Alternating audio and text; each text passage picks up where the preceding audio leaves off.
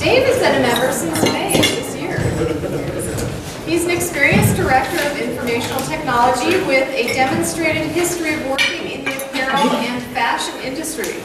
He's skilled in storage area networks, servers, Windows servers, management, and IPsec. He has strong information technology. He's a strong informational technology professional with a BA focused in computer and information system security, cybersecurity from American Military University. Take it away. Hey everyone, so I don't know what all that meant, but great, thanks. You just need to go to Diana's LinkedIn profile. All right, so CyberTech, so this is what we do. I'm not going to focus on what we do, but I'm going to focus more on user education for you guys, for your own businesses. I will say right now, this is not meant to scare you. This is just meant to educate you. You know when they say that. That probably will scare you, but it's not meant to do that. All right. So, let's kick it off. So first I'm going to start with is phishing scams. Now, most of us know what they are. At the top there, it's the #1 concern for chief information officers in the United States for 2018. I'm going to send some phishing scams to some people here today. We have a full phishing environment, a live phishing production environment where we can pretty much send it to you and extract your information.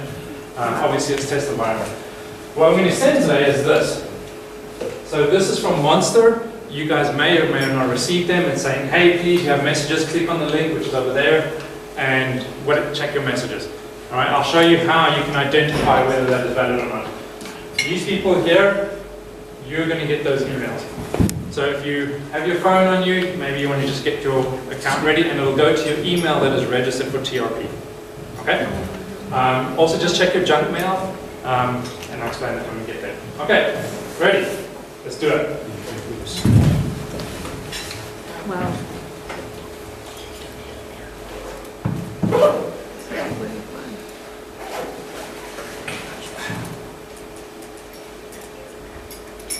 I'll get this.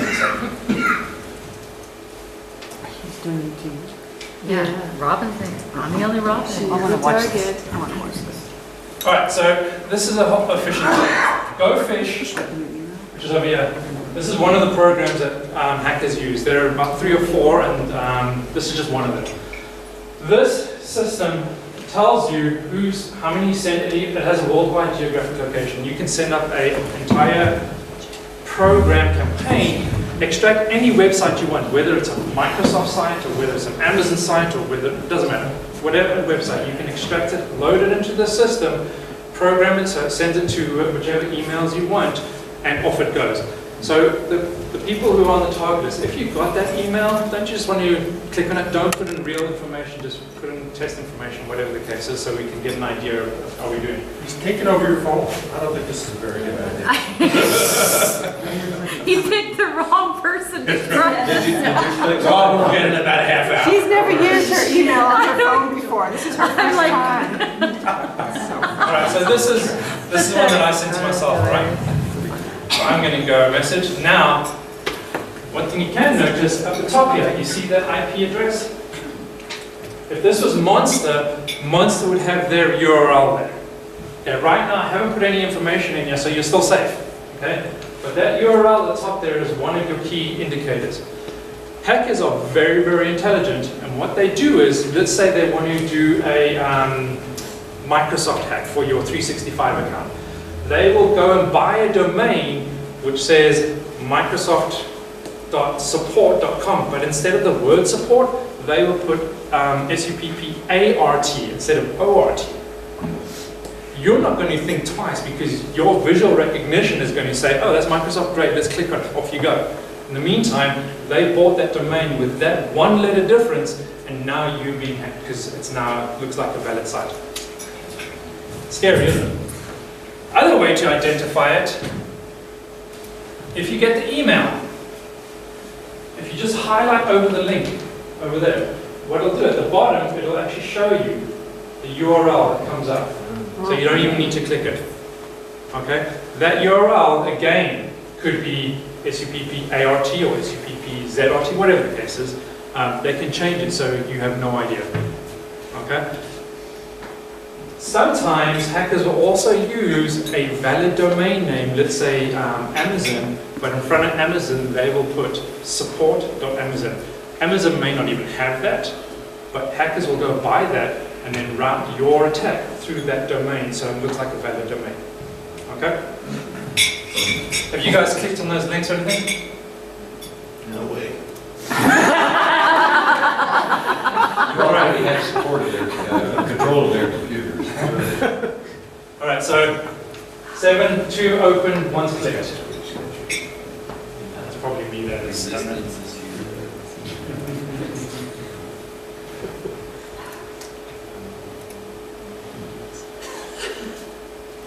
Oh, actually, I put my information in. Alright, so I'm going to put my information in. Go to test@AOL.com.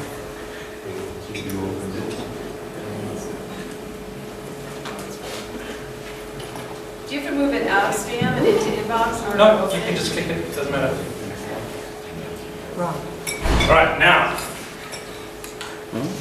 this is another thing, and maybe you'll notice if you click on it. When you click on that link, you put in your information because you think it's real. What the hackers now do is, they say, alright, great, I've just got you, but I don't want you to know that I've got you, because I want to get into your account, right? So what they do is, they have a site which comes up after you click in, which takes you to the real site. But if you notice, you're not logged in. So you back down to the real site, but you're not logged in. So it's redirecting you, extracting information, redirecting to the real site. And if you go my account, you're not logged in.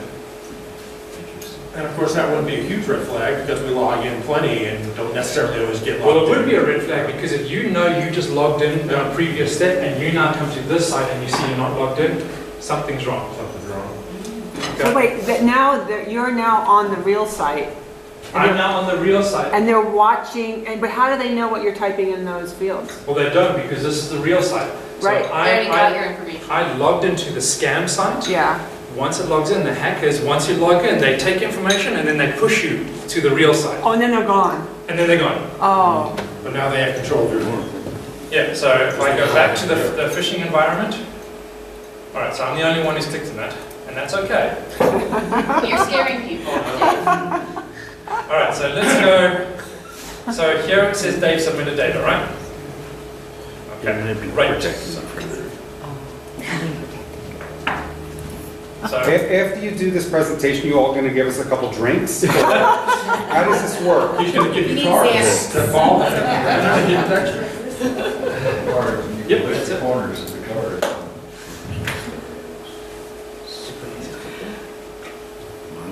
okay, so There it is. So now, what's happening is hers is in a junk folder. Gmail has a process in place where if it's in your junk folder, it will not allow you to click on any links.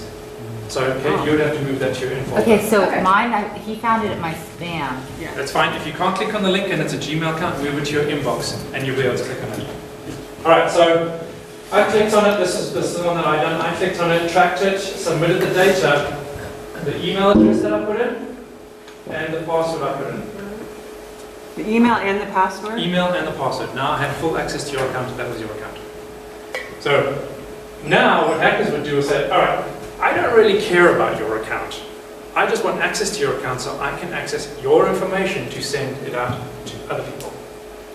Very common To sell for 365 email phishing scams. They'll get into your email address, say, great, I've got into your email address, who cares about your email? But what I'm going to do is I'm going to set up a virus, make an email from your own account, send it to all your contacts from your account. And because it's coming from your account, you're not going to think twice that it's someone that you don't know. You're just going to go click on it, right? And that's how they get you. And then you're done. I get emails all the time, at least once a day, from contacts of mine who've been. So if you're finding that you're getting suspicious emails from people that you know, you might want to reach out to them and they may have something going on their system. I mean, That's probably what they say. You know, I've actually had conversations with people via email from people's account, from their account, requesting wires, always third-party wires, different spelling errors, and I'll go back and, we'll email back and forth, I can't do it, you have to call me, oh, Dan, I'm really busy right now, can you just help me out this one? I mean, there's a whole string of emails, now I know it's not them, I can identify Sure. very quickly, but I've had whole conversations where, and the way they find me is nobody deletes emails, they scroll through all of your deleted or all of your sent, they see who your financial advisor is, who your bank is, who your candidate is, and then they start having conversations with them. Well, that's one way. Another way is there is a hacking system, which I'm going to get to in a minute, where I can do a scan on your domains and I can look up all your email addresses. Look up all your email I addresses. can just go set it. All right, so that's a phishing environment. Any questions about that? And then we'll have more questions later on. The thing with phishing here is hackers, like I said, they're intelligent. They're using polymorphic code. So what is polymorphic code? Polymorphic code is code in a virus that changes every single time the application does something. All right, so your normal antivirus, I mentioned this before, your normal antivirus doesn't pick it up because the code changes the whole time. And that's how they start getting people, and that's why hacking and phishing scams are becoming such a major thing in the United States. Do you have something that counteracts that one, that the polymorphic? I'll get to there in a minute.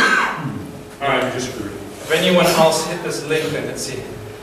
No one else. Okay, you guys all scared. Okay. So next thing is, so that was that one. So website security. So once you have your website designed by whoever you have it designed by, a lot of people have different websites with different vendors. Okay. Two of the main vendors that I know, GoDaddy and HostGator,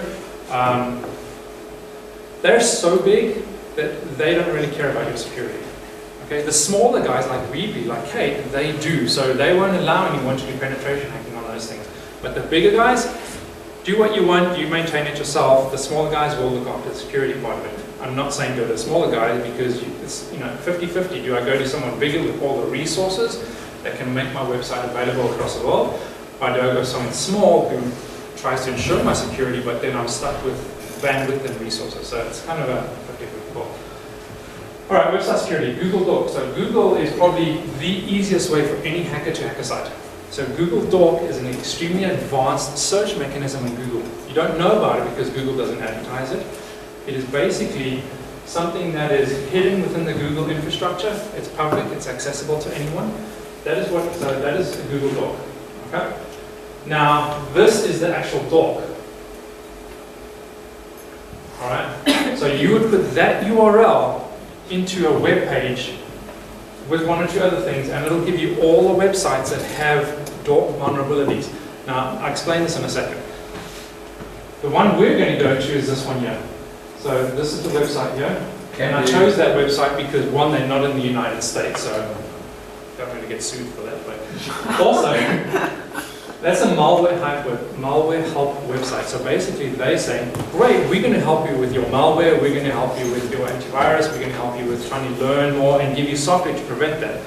And I'm not trying to shoot them down, I just chose them because they were an easy target and their website is completely vulnerable. Alright.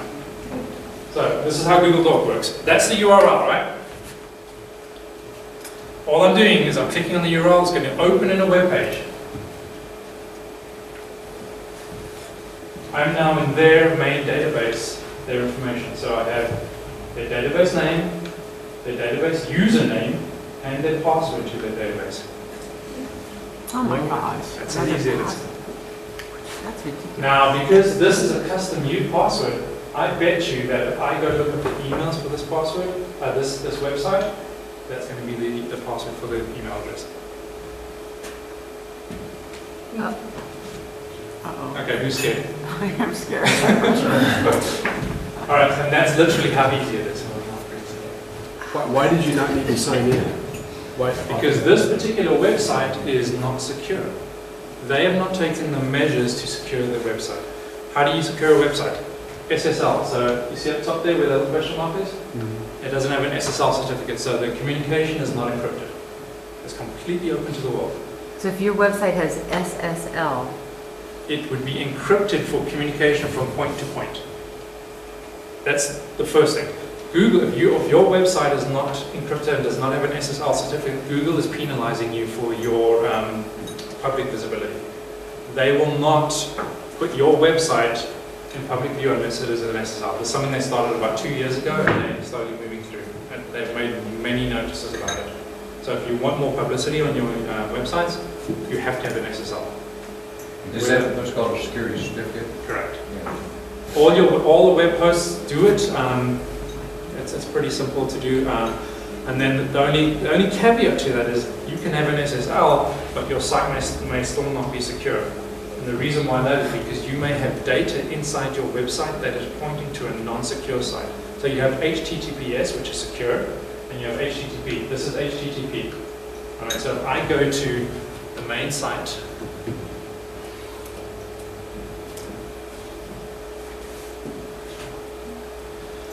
so this is the main site, right? So for example, what I mean by that is, so let's say this image, the coding behind it may be HTTP, but you have an SSL certificate, but this image is still pointing to an unsecure location, and that's why you'll start having complications.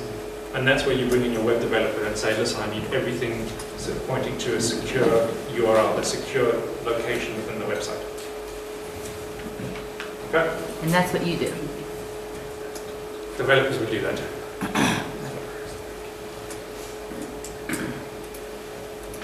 All right, here's another cool thing. So what I've done is part of security. This particular program you're looking at is the king of hacking world. It's called Kali Linux. There are thousands of hacks that you can do on it. This one I'm going to do is I'm going to basically hack into the TRP website. I wouldn't say hack, but I'm going to scan the TRP website. Now, I don't know anything about it. Rob manages it. I don't have any information on it. Keep in mind what he said is developer, designer. I would rather. They are two different things. Hey, is there You any need to way pay you can attention break to into that. Dan's personal accounts? I'd rather see that. He wants to stay in the I'm group. an open book, whatever you guys want. Real quick, I just want to interject. We have 5 minutes left of our meeting This is the time. last one. Okay, great. So this is doing a scan, right? Looking for vulnerabilities. Once I know a vulnerability, I can hack that vulnerability. So are those all vulnerabilities, or is that just a scan? The TRP website is not bad actually. It's pretty secure. So on this, you can't see the colors, but on the very left-hand side, there should be red if it's vulnerabilities. There are some concerns, absolutely. There's some concerns over there. Can you make that bigger by chance? Why, you don't understand it? I can't read it. All right. I mean, that's just curious. Probably not. There's the login username for the TRP website. Admin. Am I right? That's Am I right, Rob? Mm-hmm. Am I right? Yes. It's a login username. There's the password on Kate's it. face like, oh my god. But the password's not there. That's out of my jurisdiction. The password. So now I know the admin. I would do a brute force attack on that username. A brute force attack? A brute force attack is basically I'm going to try and log in with that username and 10,000 different passwords. You start with password, like it. Password 1, password 1, 2, 3, 4, Admin one. admin 1. And that is what I said over there. That was the admin username.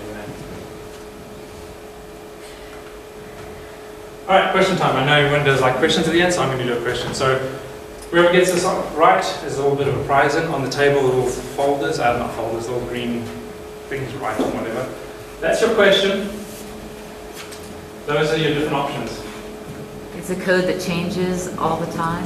You choose, write it down. So the winner of this, whoever goes into the bucket, whoever gets pulled out, I'm offering to you for free 6 months of threat monitoring on 3 of your PCs, if you have 3. What are we doing? So that's the question. Uh-huh. Choose an answer and write it down on the paper if you want to partake. Don't forget your name, please. And the winner, you'll go into a bucket, whoever pulled out, whoever's the winner, I'll offer you 6 months of threat monitoring for free on 3 of your PCs. What you want to do on your piece of paper is you write Dan Schultz and then the answer. I like to write the letter. Yeah. All right. What's my pet's name? In the interest of time, let's go ahead and put all of our entries in here, and then we'll move along long into our meeting. Thank you, Dave, so much. I encourage you to get with Dave and learn more about how he can